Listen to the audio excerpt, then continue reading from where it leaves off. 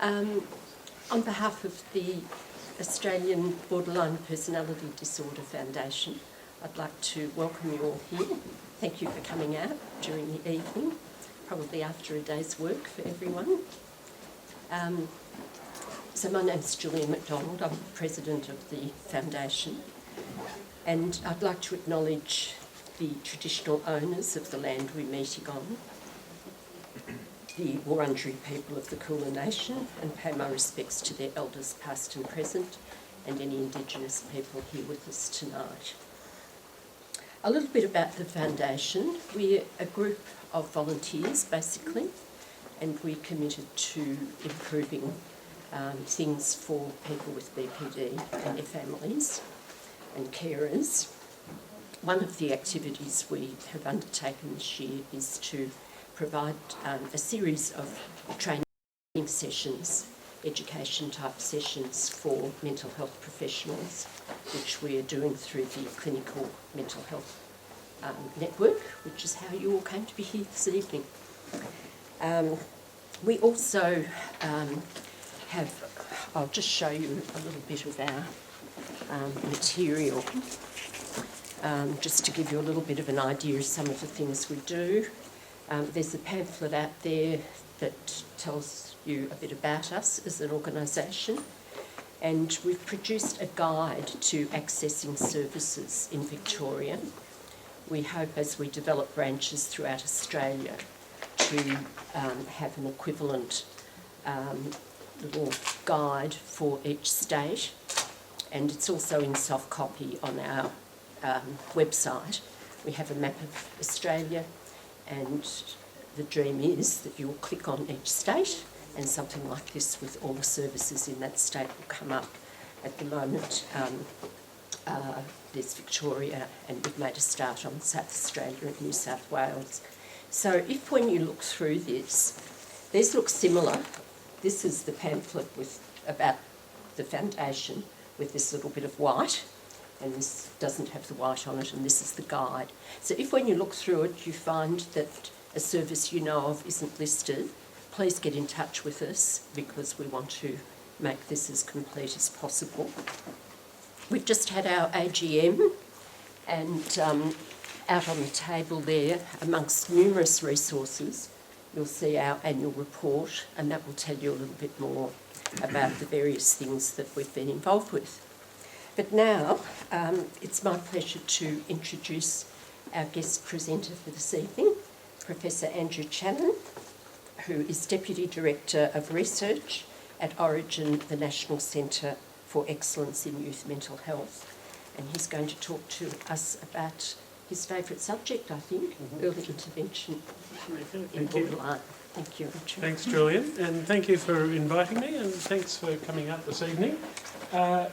Just so I know who I've got in the audience, who are you all? They're small enough that we can maybe just have a shout out at least. You're all working with people with BPD? Yep. Psychologists? I'm a carer. Carer? Yep, okay, so we've got carers. Anyone with BPD who wants to identify themselves or with lived experience? No? And psychologists? Yeah. Nurses? Social worker. Social worker? OT? Yep. Anyone else I've forgotten? Any psychiatrists? No, they need special presentations. So thank you for coming, and I'd like to try and keep this interactive. And please feel free to ask any questions. I've got lots of material to get through, but it's much better that we actually have a conversation than get through oodles of slides. So what I want to do is to give you a bit of a tour, a cook's tour through the work that we've been doing on early intervention for borderline personality disorder, and to talk about a number of issues, and then at the end talk about some of the big picture issues really that affect the whole field. Some of what I'm going to say, although we focus on early intervention for BPD, really applies to the whole field, and certainly at the end I'm really talking big picture about the field of borderline personality disorder more generally. So I don't have any conflicts of interest to declare. I've got competitive grant funding and some philanthropic funding, and if you're that interested you can look up all my clinical trials if you want to.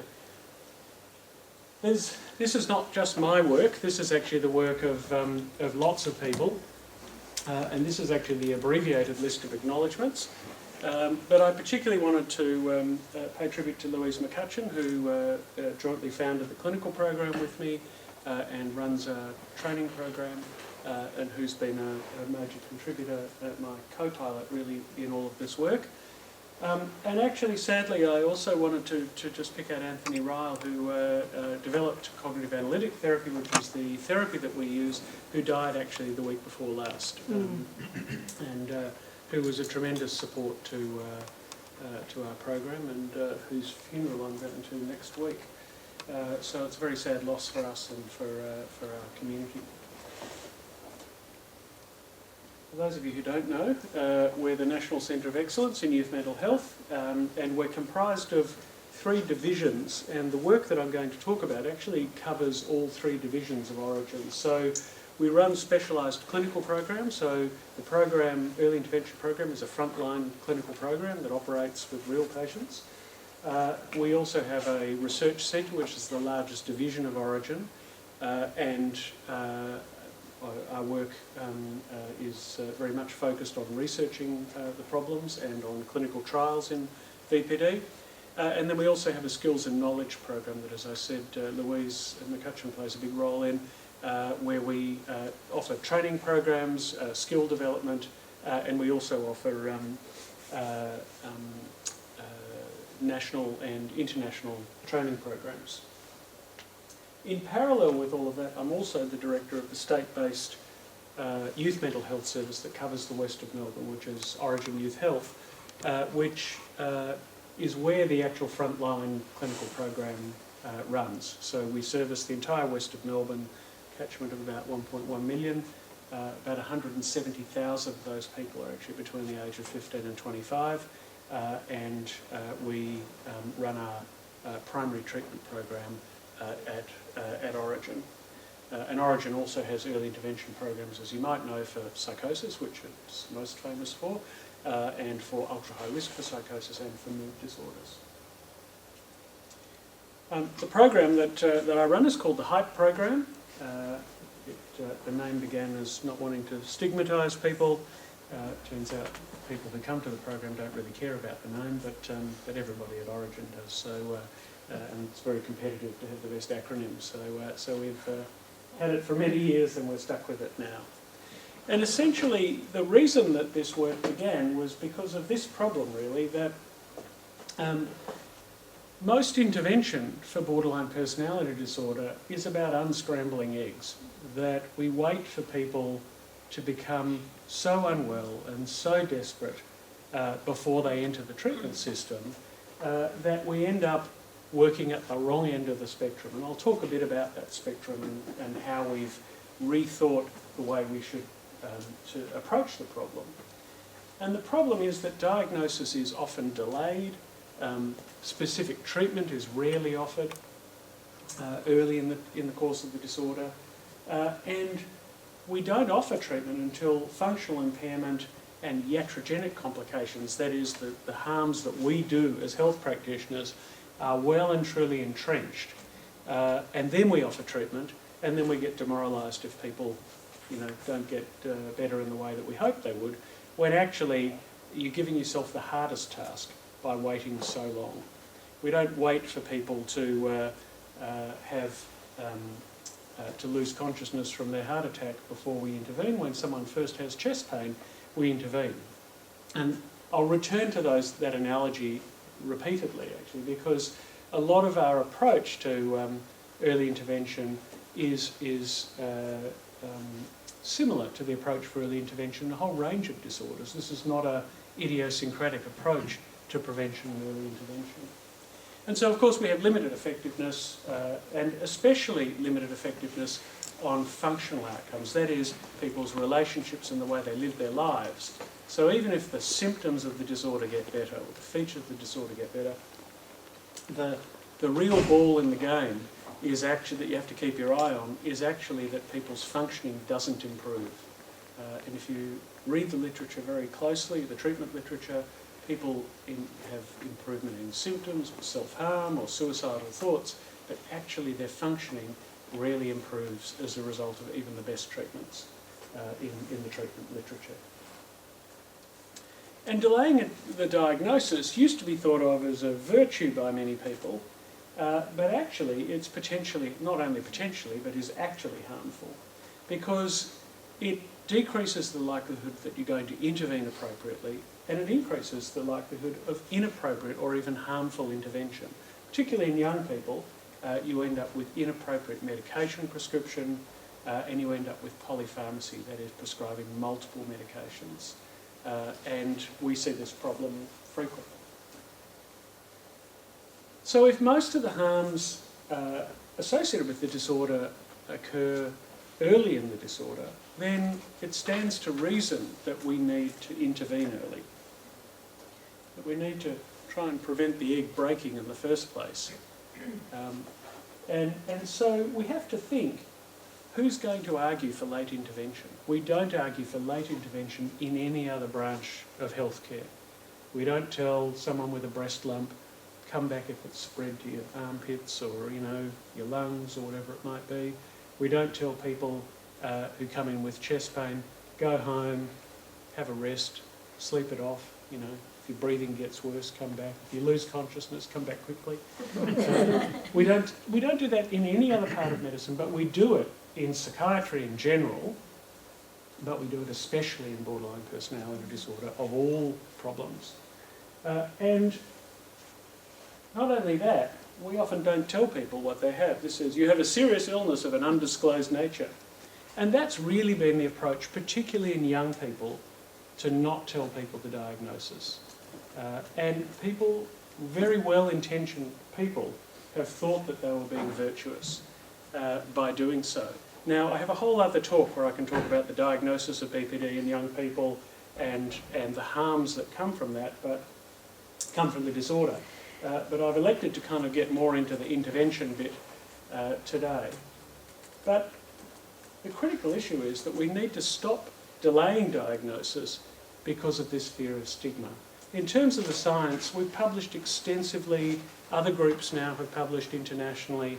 The science is pretty clear, but we know from the branch of health services research called implementation science that having the science there isn't enough, being able to wave papers around and say, see, this is a problem in young people, that's not enough.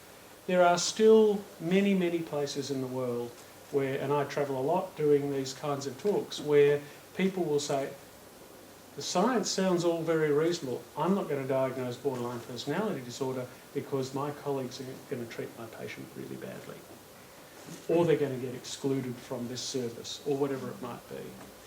And I think the key issue with regard to the science now is that the science is pretty robust, and that the evidence now, or the onus now, is really on those who would deny the diagnosis to prove why you shouldn't make the diagnosis.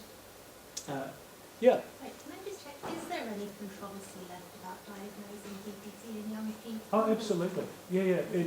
I have a whole series of slides with pictures of ducks that, the take-home message is if it looks like a duck, if it talks like a duck, and it quacks like a duck, then it's likely to be a small aquatic bird of the family Anatidae. It's probably a duck. It might not be. It might be a swan or a goose, but it's damn likely to be a duck. And I put them away for years, and then actually I pulled them out again. The first time I showed those slides was 2002, and then I put them away for about 5 years, and I thought, oh, we've won the battle. And then actually the more I travelled, the more talks I gave, the more it became apparent that in parts of the world you get severely criticised by your seniors, your colleagues, if you make the diagnosis. Northern Europe, particularly in Scandinavia, Switzerland, parts of the United States, there are places where you'll get in trouble if you make the diagnosis. And it's a classic example of where the science hasn't kind of penetrated into everyday practice. There's, in the old days before the internet, there was a statistic that for a scientific discovery to get from the bench into the textbooks took about 14 years. And there are famous examples of big studies that showed, about treatment for heart disease or whatever, and if people had implemented the evidence when it was available, how many lives would have been saved. And it's still an issue, but there are a number of reviews now, not just from me and our group. I'm on a number of the reviews, but there are a number of other groups internationally who've all come to the same conclusion. So in the field, in borderline personality disorder, if you come to the International Borderline Conference was just last month, if you go there, there's heaps of talks on borderline personality disorder in young people, and it's pretty much accepted by the scientific community, but it's still a big issue, and particularly for the stigma reason. Sorry, you... Yes, Andrew. Look, could you tell me, is there any research on how many young people who are now older people have been actually diagnosed with schizophrenia or bipolar, when in fact, once they reach in their 30s, now it's, I think you have borderline.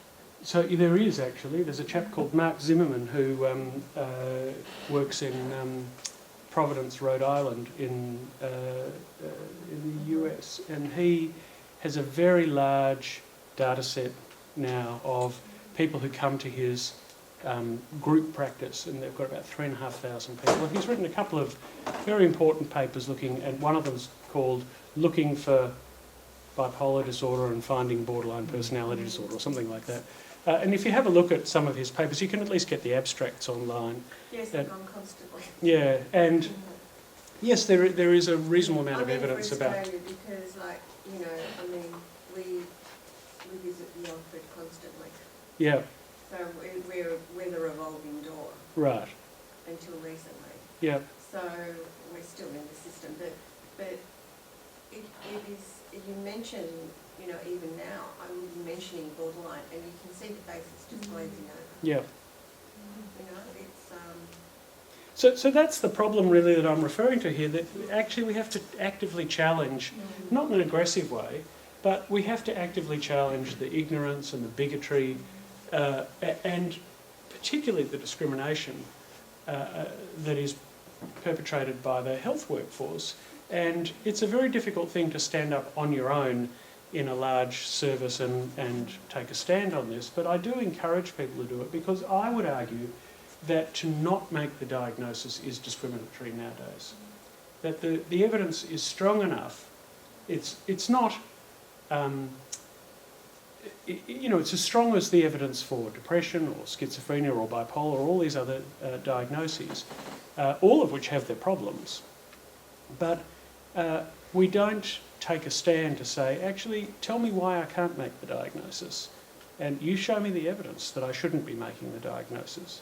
Now, the last barrier, I think, is stigma and discrimination, because actually, in some places it's true.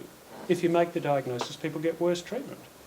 And if that's the case, or if it's going to get someone kicked out of a service, then maybe it's not appropriate to make the diagnosis. However, there's a bigger picture issue here about, are we going to stand up and say enough's enough? And I think it's time to say enough's enough. And I'm pretty strident about it. I think a lot of other people would be a little more diplomatic about it, but I actually think enough is enough. There's a lot of harm done by not making the diagnosis and not treating appropriately and early. I know, Andrew, as a carer, I just say, I want. Yeah. This is what I want. Yeah. And I think it's important, but I think that it's hard to underestimate how difficult it is, particularly for carers, to be taken seriously in some health services. So I think it's a huge challenge, workforce challenge, and I think it's rather than doing more clinical trials, one of the best things we could do is actually just get on and help people to make the diagnosis and do and offer effective treatment now. Yeah. Yeah. And I have two questions. I'm wondering how young you are talking about, like what is the cutoff? Yeah. And why hasn't that been reflected in the DSM? Yep. So I should have put in the slides about early diagnosis, shouldn't I? So we say puberty, and from puberty. There is very interesting research on the traits underlying borderline personality disorder in children.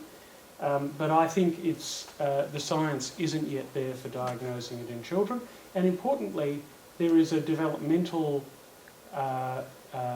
change. There's actually a normative rise in borderline pathology at puberty. So you actually get a surge in borderline pathology. It peaks in the teens and declines in the 20s and thereafter over the life course.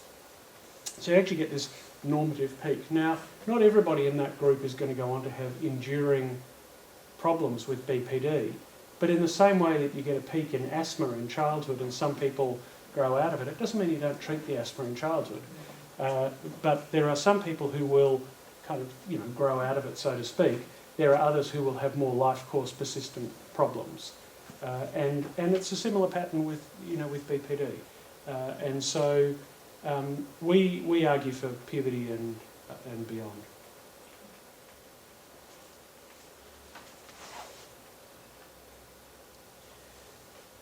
So this really addresses what you were asking about, but we need to address mistaken beliefs like that it's transient or normative to have BPD. There's this old-fashioned view that all adolescence is a borderline state, or all these kind of glib kind of lines that are thrown around. But actually it's not. I mean, young people don't normally harm themselves.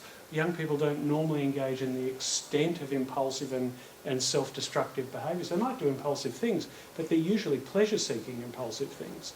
They're not doing things that are the extent of things that are potentially self-harming. We need to get over the idea that this is not allowed in the DSM. Actually, even in the DSM 3 and 4, the diagnosis was allowed. If you read the text, it actually just puts caveats on it and says in this rare circumstances that, and it expresses some caution.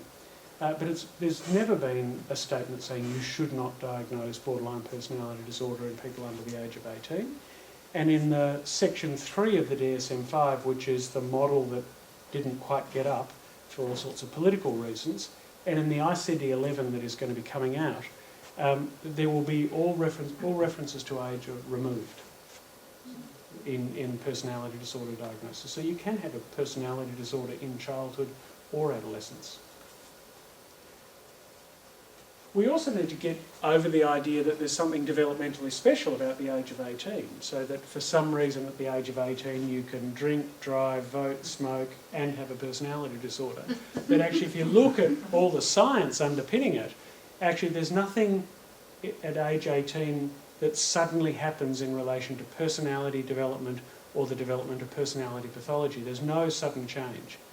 There's just, it's a gradual trajectory. So there's nothing developmentally special with regard to personality disorder that happens at the age of 18.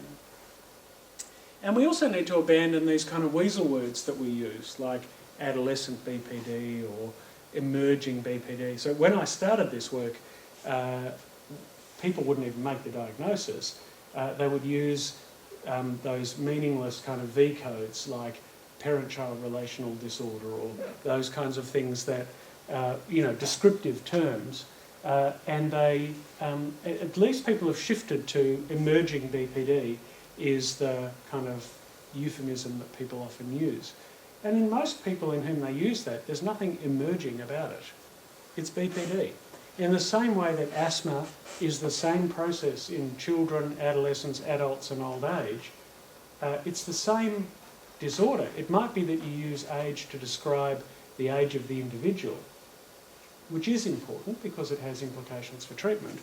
But there is nothing different about the disorder in young people to the disorder in adults.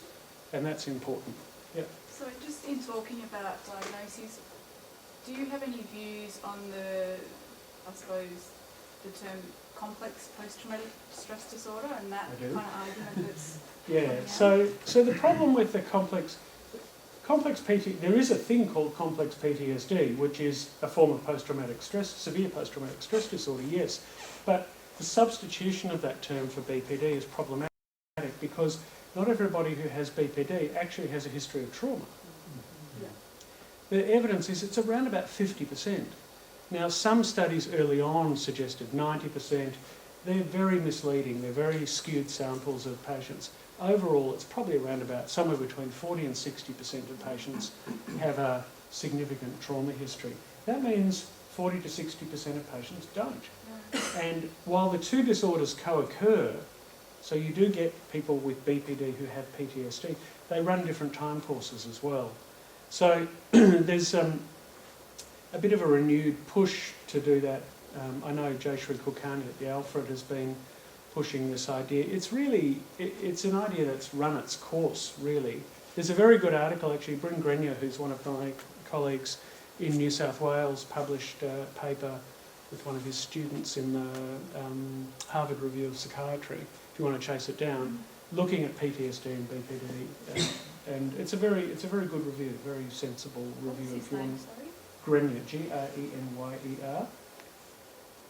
And it's a very sensible discussion of the issue.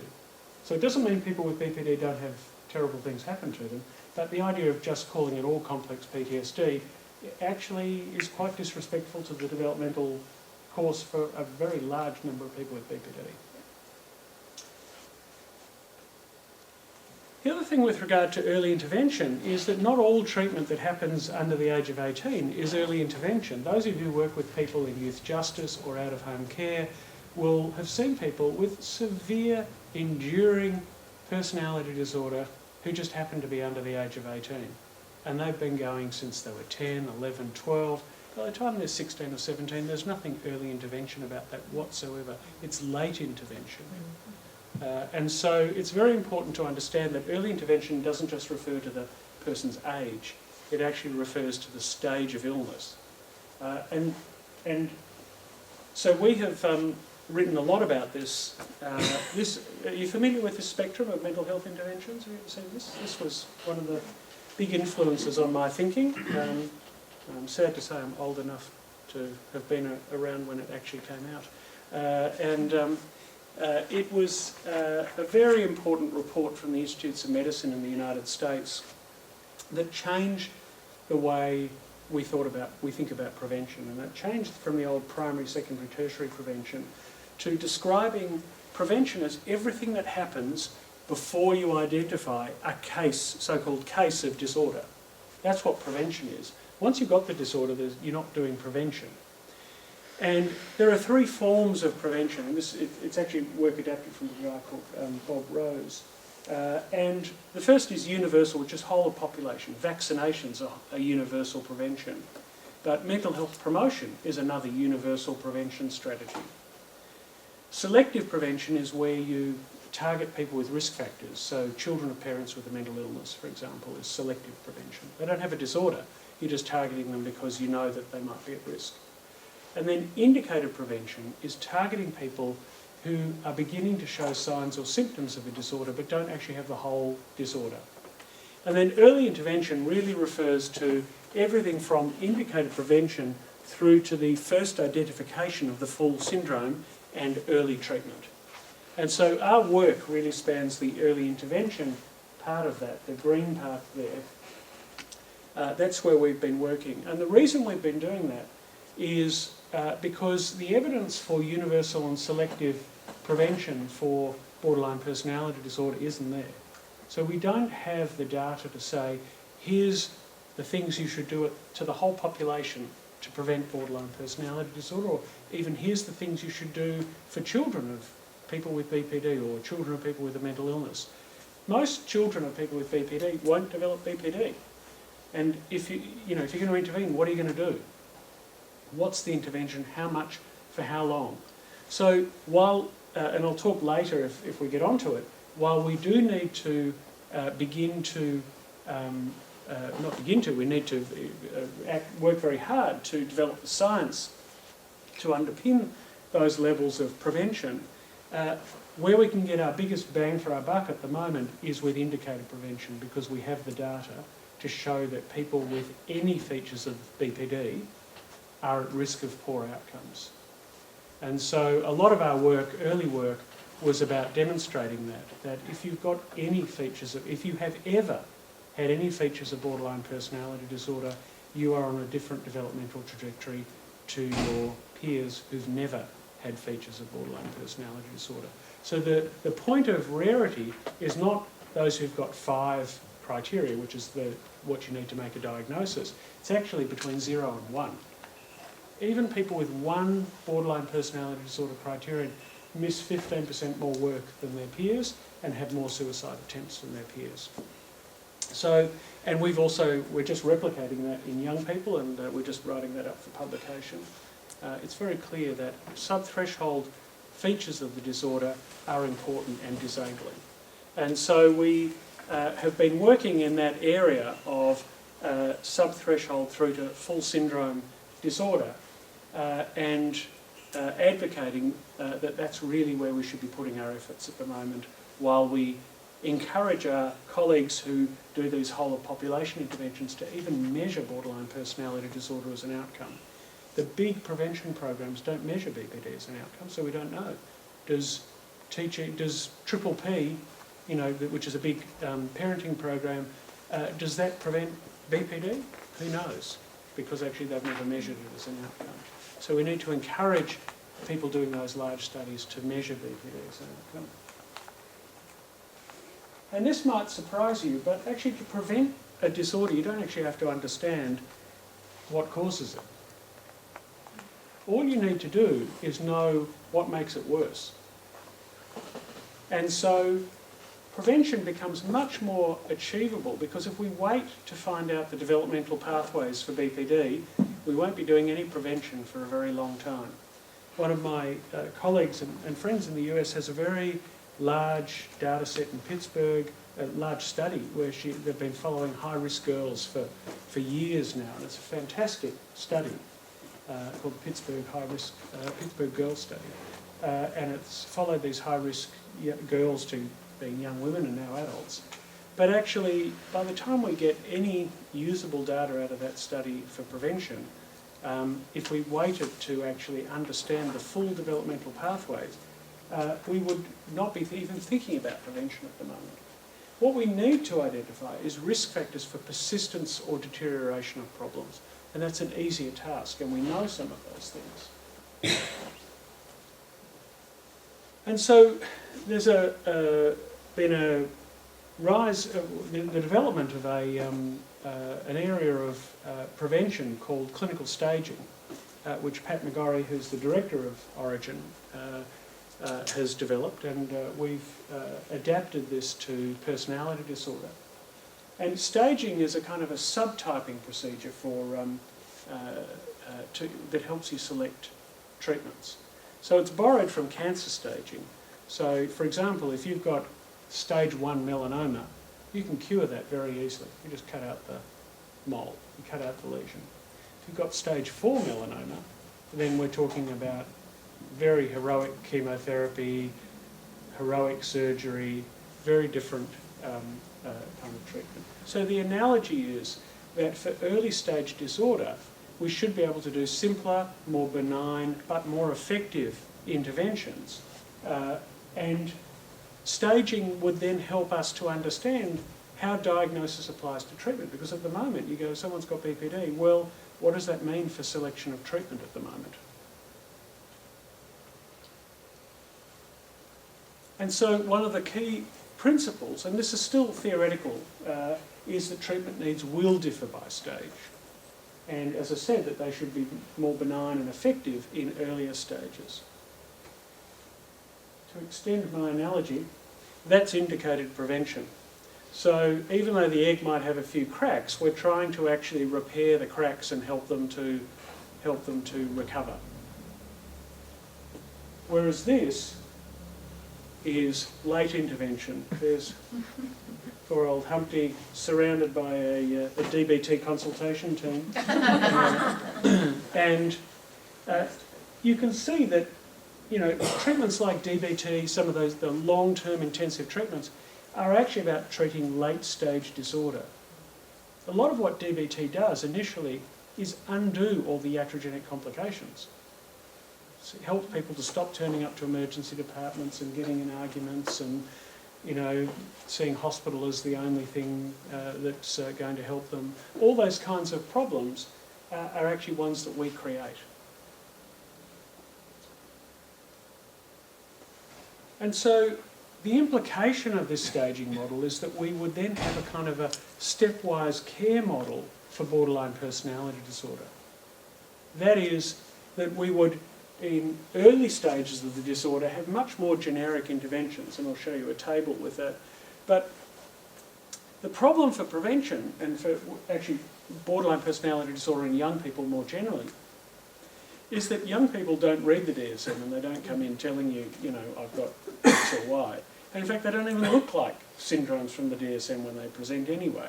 They actually present with a bit of this and a bit of that, particularly early in the course of disorder. So each of those colours, the dots, matches a kind of an end stage syndrome.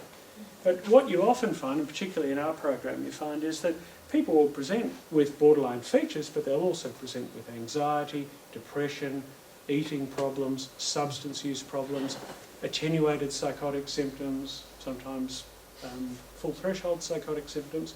And so you don't have these neat packages, because the DSM is really written about to describe middle-aged individuals who have a disorder that's kind of run its course. Even the description of schizophrenia in the DSM, you know, and Pat McGorry's work has been very important in this, doesn't look like the people that we see at all. It looks like institutional schizophrenia from, you know, when I was a medical student. So it's important to recognise that the kinds of treatments you might need early are different to the treatments that you might need later in the disorder. So we had a go at trying to match a clinical staging model for both mood and personality disorder, trying to integrate this to describe where different treatments fit. And the work that we do really fits from stage 1B, that is subthreshold features, through to first relapse. Down here is where I've got DBT, and you can see down here in stage 4, that's where you do heroic things that have no science behind them whatsoever, you know, like maybe clozapine or, you know, something radical. But we need to think about what's appropriate for what stage of disorder. So one of the important implications of this is that when someone first presents with stage 1B, you'll see that there's no pharmacotherapy in there. You'll see that there's no long-term psychotherapy in there. These are time-limited programs where you give people a go at getting back into the community and getting on with their life. So this is a theoretical model. It's not a proven model, but it's a schema that tries to describe where treatments fit in. It's kind of an older but different version that we published a long while ago now, where essentially at the top you've got people with temperamental vulnerability, where you'd have whole of population type interventions, going right down to the bottom there where you've got people with, you know, standard BPD presenting to clinical services where they'd get established treatment programs. But actually, even if you magnify the tip of that and you think about the people with the more severe forms, the most severe forms of BPD, even in the tip, you need a stepped care model with brief crisis intervention for lots of people, good quality case management for some, and specialised therapies for a very few. So a lot of the long-term intensive treatment programs are the equivalent of the dialysis units, you know, for kidney disease, or the heart transplant programs. They're precious resources that should not be used up front where simpler treatments might well suffice. And people should be given the opportunity to have simple treatments first before they move through into the more complex treatments.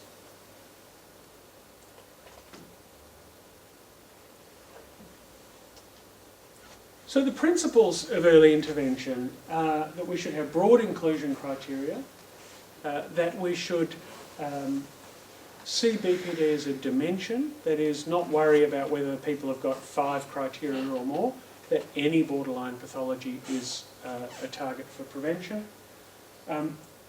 We, in our program, set the bar at 3 criteria. That's really because of the 170,000 youth in the west of Melbourne, about 3% would meet full criteria for borderline personality disorder. That's over 5,000 people. We work pretty hard to get 160 people treated in our program every year. And so that's partly about a kind of practical strategy to manage the demand on the service. But actually, if we were going to comprehensively engage in prevention at all levels of the health system, we'd be concerned about any borderline pathology. Importantly, we include people with co-occurring problems. We don't exclude people for substance use, antisocial behaviour, you name it. It comes with the territory. And we don't cherry pick patients, and we certainly don't take just the nice socially acceptable ones. So around about 40% of our patients meet criteria for antisocial personality disorder as well. We have very high rates of antisocial behaviour, substance use, eating disorder, you name it, we've got it. And in order to intervene early for BPD, you have to be able to deal with the whole range of problems. You can't cherry pick. And we use the standard BPD criteria. They really don't need much adjustment for application in young people. They need a bit of adjustment, but not much. There's some very interesting research, it's not yet published, by a colleague of mine in Texas, Carla Sharp, who's looking at the performance of diagnostic criteria according to age. And I think that's going to be very interesting work. But essentially, the criteria work pretty much the same in young people as they do in adults. Now, I'm going to have a detour for a moment, so I'm going to ask you, are there any questions about all of what I've just said now? I just want to know, where do young people go if they don't live in the Western suburbs?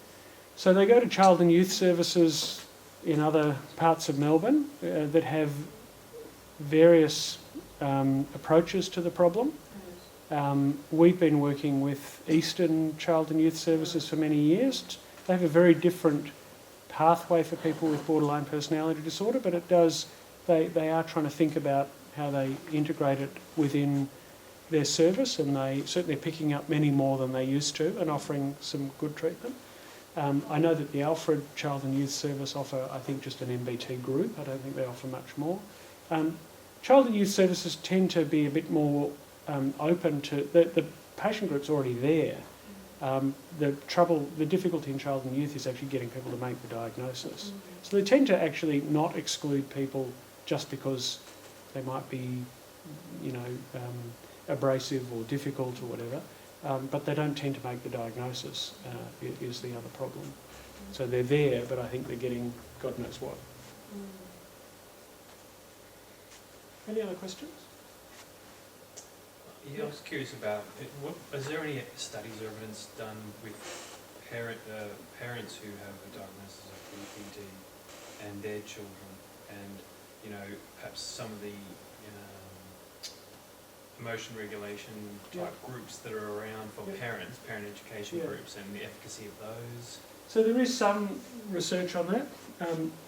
There is definitely research on BPD clusters in families. It's actually a highly heritable disorder. It's actually more heritable than depression. So the heritability is about 69%.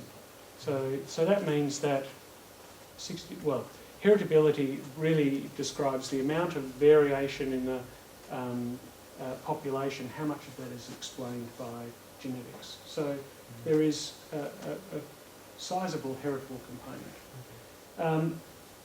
There are some studies of children of parents with BPD. There is a trial underway in Melbourne. I don't know what's happened to the trial. Louise Newman's doing a group for parents who have BPD, who have a child. But actually the literature's a bit flimsy in terms of genuine outcomes. There's some interesting parent-child interactional research. So there's the colleague in Pittsburgh who I mentioned. We've got a study we haven't quite published yet looking at parent-child interaction. And there are certainly interactional difficulties.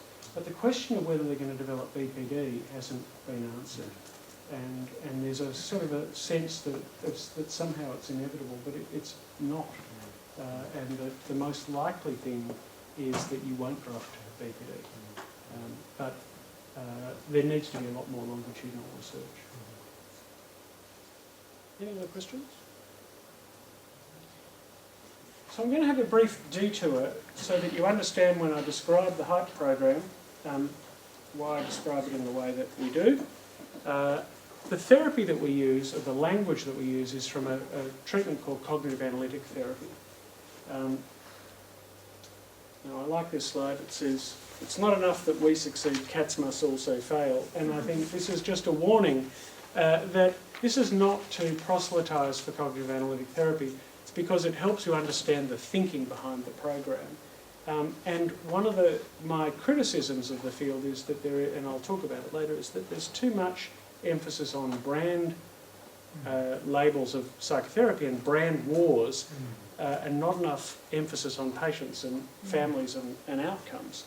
And so I'm not here to try and just sell cognitive analytic therapy to you, but I need to explain it in order for you to understand our approach to early intervention. So CAT is a therapy that is collaborative. It is a very respectful therapy of patients and families, which is one of the things that attracted us to it. And it was developed for use in public mental health services, particularly for mood and anxiety disorders originally, but its approach quickly found favour for personality disorder. The thing that I think is most attractive about it is that it is a practical therapy, practical relational therapy that allows you to deal with the range of problems that people present with. And it's time limited. And that's a real issue for public mental health practice and for private mental health practice as well. So when everybody was horrified about the reduction of better access sessions, from 18 down to 10, from a CAT point of view, we said, well, it just makes the task a little bit more difficult, but actually we have a time-limited model, and you can do good work within 10 sessions using this model. It also describes how to do it and has a sound theoretical base as well. And the thing that is most important is that it's integrative, and the most succinct way of describing it is that it's an object relations informed approach to cognitive therapy. And it began as an attempt to find a common language between psychodynamic and cognitive ideas. And for those of you who are from a psychology background, you'll probably be familiar with Vygotsky, but Vygotskyan ideas came into CAT in the early 1990s and have been very helpful in terms of understanding the capacities of individuals and how to stay within their capacities. And some of the key concepts that are important to understand in CAT are that human evolution makes us uniquely prepared to be socially formed. That is, we're biologically born to be socially formed. And infants are active in seeking relationships, and all the experimental and infant psychology literature shows this, that infants from the moment they come into the world are active in their seeking of relationships. And that knowing the aims of others is actually an innate skill that we have. It's what makes us human, our capacity for intersubjectivity. And that individual development occurs within these relationships. So we are developing as relational beings. And as we're developing, we develop a repertoire of relational patterns. We call them, unfortunately CAT originally set out to not have any jargon, but of course it ends up with a bit of jargon. We call these relational patterns reciprocal roles, and the cognitive behavioural kind of enactments of them are called procedures. But essentially they're relational patterns. And these relational patterns are developed through our relational experience, they're internalised, and they form the repertoire of ways that we relate to ourselves and others that are lifelong. And for most people, we internalise relational patterns that are adaptive, functional and helpful. And they're sustained by repetition. So the same relational patterns that we enact to others, we also enact to ourselves.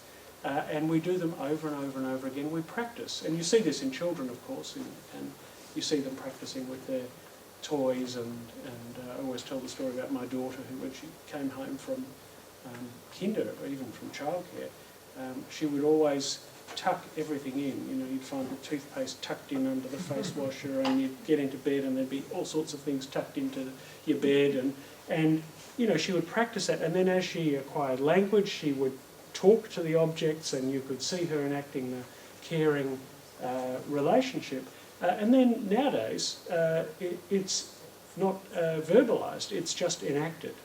And she's able to care for not only others, but care for herself. And that repetition is what sustains these relational patterns.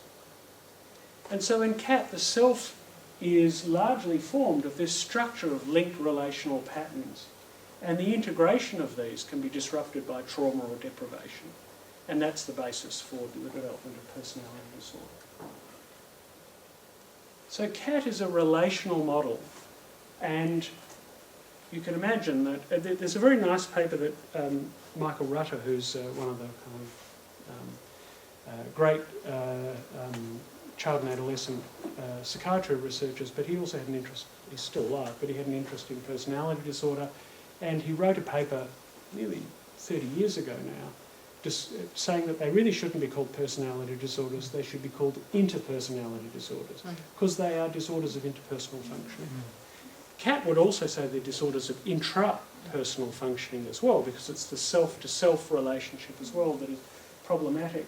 But essentially, these relational patterns are what underlie personality disorder.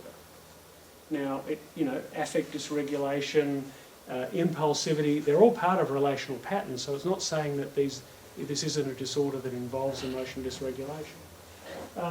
But the important thing is that these problems follow patterns that we can actually help people to notice, to think about, and then to change. And essentially that's what CAT does. It helps people to discover what these patterns are, to then notice them in their day-to-day life and in the relationship with their therapist, and then you help them to think through different ways of relating. How might we do things differently? And that's really the guts of what CAT does. One of the things that particularly attracted us to CAT was that it actually has a model of borderline personality disorder, which Tony Rowe published around the time that I was writing my original grant that got the original trial that set all this off. And it seemed like an eminently sensible model. And so it was really just good fortune that all these things came together at the one time. And essentially it's a deficit model of psychopathology. It says there's something missing and that there's something that hasn't been acquired. And in CAT, the model of BPD sees dissociation as the main mechanism. And in addition to these relational patterns, it also describes a model called the multiple self-states model of borderline personality disorder. And essentially what that model says is that these relational patterns that are always dyadic, they're always caring in relation to cared for, but in the case of severe personality disorder, they might be abusing in relation to vengeful, or they might be neglecting in relation to deprive, something like that. And in severe personality disorder, each pole of that dyad can be separated from one another. So you get just the vengeful bit or just the neglected bit. And the reciprocal roles themselves, the relational patterns, individuals jump from one to the other. They don't really know how they got from one to the other. You'll all have had the experience of, you go and meet someone in the waiting room and you're walking down the corridor and you're having a chat with them about, the footy or something, and then they get in the room and then you ask them a question, and then suddenly the whole atmosphere in the room changes and they're